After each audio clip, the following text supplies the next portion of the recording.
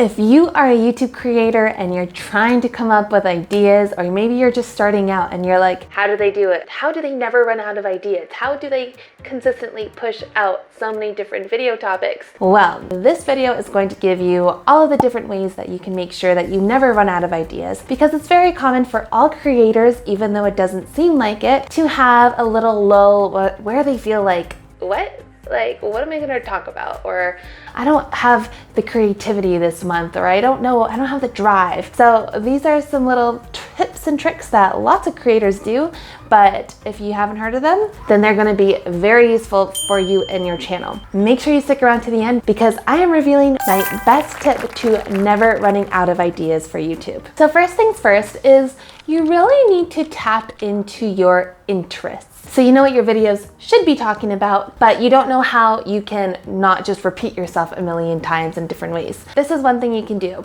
Take a look at the YouTube videos that you are already watching. Now, for myself, I really love to watch a lot of true crime. I watch a lot of listicles, like skincare routines. I love to watch like the best products to use for hair and makeup, like those kinds of things. Those are things that I love to watch. However, the channels that I make videos for are this one, Subscribers to Sales, where we are not talking about any of those things. And I also have my English channel for ESL learners, also not relevant. But how can you make it relevant? Well, take a look at how they are positioning their titles. So for example, if you have a video that's titled something along the lines of like the 10 best skin products to use this summer. Okay, well, definitely I can twist that to be something for either this channel or my other channel. So then I can say, okay, these are the 10 best products you should use if you are a creator. These are the 10 best Amazon finds for really cheap equipment for your YouTube studio. That's a way you can just twist it, by taking some kind of inspiration from videos you like to watch and then just having a little spin on it to make sure it fits your niche. And so that is a really great way to do that. Also, take a look at other creators in your niche. So see what's working for them. If you can see that they're making a bunch of videos on one particular form. So for example, I'm going to use like other English channels, because I always look at them to get ideas for my own English channel, but a lot of them do story times. So I've been doing a lot of story times on my channel because I know, okay, this is what's working for other people. And then you can say, oh, I never thought about having like dialogue or conversation with somebody else. Maybe I can implement that into my videos somehow. So it's not just you being stagnant talking to the camera. Maybe you can introduce somebody, or maybe you can make an internet friend and then ask them to do some kind of like interview with you. So there's lots of different ways you can get inspiration from either channels that are not relevant to your niche, but the titles can definitely help create some inspiration for your own titles. Or take a look at your niche neighbors, understand what they're pumping out, see their analytics, see like what is working for them right now, and gain some inspiration for there. We never want to copy anybody else, but you can always get inspiration from others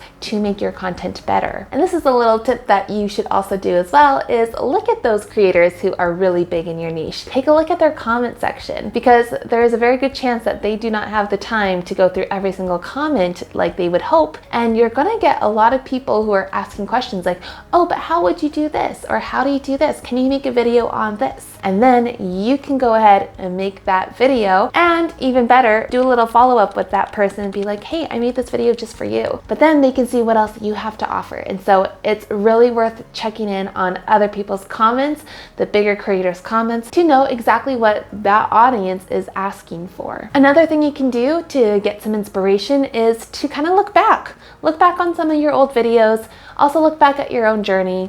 If you are a business owner and you talk about business stuff on your channel, then take some reflection and be like, oh, I haven't done an update in a while of where we're at. A lot of YouTubers do like, this is how much YouTube paid me in this year. Then you can say something like, oh, this is what YouTube has paid me, and this is how we have grown since the last video I made on this update. They have a little bit more insight of where you are currently at. So that is a really great way to kind of reflect on your own journey and then make that into another video. And why? Because especially when it's about a journey, like whether it's weight loss, whether it's making money, whether it's finding love, like all these things that people are curious about and they want to know how it works for other people, then do that for them. Make sure that you have some kind of video. I actually was looking at how to grow your eyelashes with castor oil, and I saw that this girl, she had a video, and I forget how many thousands of viewers it had, but a lot. And I immediately watched it, but it was a year before. And then about 1 or 2 months ago, she made a follow-up video being like, is it still working for me? So that is something that you should consider, taking your journey as however you are in your niche, and then just saying like, this is how things have changed, this is how I'm progressing, this is how I'm exploring new ways in the future. People want to hear about it, especially if you already have the solution to their problem. All right, the next really valuable source of inspiration for video ideas is to actually poll your audience. Get to know your audience, try to figure out where they're at, get them to comment back to you. You can do this easily in the community tab. You can make a poll on there. You can say something like, hey, do you prefer videos that are like this or like that? And then they can say this or like that. They can decide. Or sometimes you can write in a little third option and be like, if it's other or both, then write it down below. Encourage them to write a comment so that they can engage with you and you know exactly what they're looking for. Making sure that you give them enough space that they actually comment, because if you only poll on them, then you're limiting them to what they can choose. But it is really good to poll if you are trying to figure out if there's a specific area that you want to look at. But if it's generally speaking, you can also just be like, hey, I am here coming up with some great video ideas for you. I'd love to know what you want to watch or what other videos you'd like to see. And then they will comment to you and say exactly what they like about your channel, what they don't like, or whatever it is. Some people are ruthless and some people are angels. So test it out and figure out what is going to work for your exact audience who already knows you. Another way you can really engage with your own audience is hosting some kind of like Q&A. You can do this on Instagram if you have a following directly correlated to your YouTube channel, or you can even have it on a live or wherever, and just letting them know that you are going to do a Q&A. Here's their time to ask you a bunch of questions, and then you go ahead and deliver in a video. You can do it in a live, like I said, and then that way you can actually know, okay, these are the things that people are wondering, whether it's about you as an individual or about your process. Like for example, if you're promising people like, this is how you can make like 6 figures a month, then okay, they're probably going to ask you a lot of questions about that. And then you can take those questions and be like, oh, I can make 10, 20 different videos just on those answers, just based on those questions that people are asking before your Q&A. All right, and now to get some more inspo ideas, you can always just go back to your old videos. So like I said, like you can always like remake a video of your journey and how you're progressing in things and how things change for you, but also do that for other videos. If there are updates, so for example, if you do a lot of like software videos, there's going to be updates all the time. And so you can look back and be like, okay, this is a software that I would recommend now and maybe I wouldn't recommend anymore. And like, especially having like years in the title, being like, this is what I recommend in 2024, or like, you need this in 2024. That's going to get people to be like, oh, I really need to check this out, because it's going to be updated information of something that they were already curious about before. And so that is really useful to do for some inspiration, so that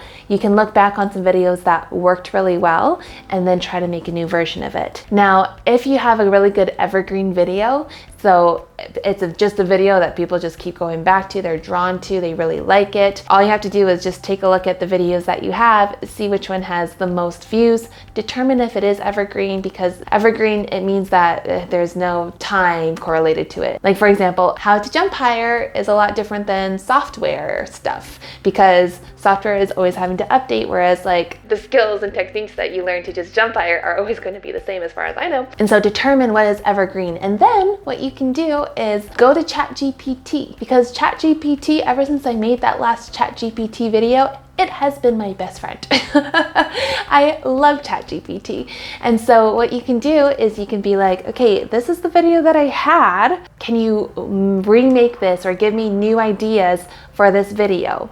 And then it's going to come up with a bunch of different ideas, as much as you would let it to. And then from there, you can grow an immense amount of inspiration for other future evergreen videos, which is exactly what you want for your channel. So take a look at it, see what's working on your channel, even to look at other creators. In our program, we actually have something that we call level up, when we level up another creator's videos and making it better and also different in our own way, in our own twist, and leveling it up. And so what you can do with ChatGPT is you can be like, hey, I have this creator is making the video like this. I want to make something similar, but better. And then it will give you a bunch of ideas. There's just so many ways that ChatGPT can help with that inspiration and coming up with YouTube scripts and things like that. So definitely take advantage of this world of AI. All right, so there you have it. Here are a bunch of different ways to never run out of ideas for YouTube videos. With these simple tips, trust me, I'm pretty sure at least all of you watching is going to find a lot of different ways to find more inspiration for your future videos. Now go check out this video over here. It's a video I made all about making sure you have the perfect package delivered to your audience so that they are going to be more engaged with you, they are going to be more excited about your videos, you're going to get more views, you're going to scale your business, scale your revenue, just with these simple steps over here. So check it out right here. Click over here. Are you new to the YouTube world? Are you still trying to get your rhythm going for every single video you put out there onto YouTube? Well, before you post your next video,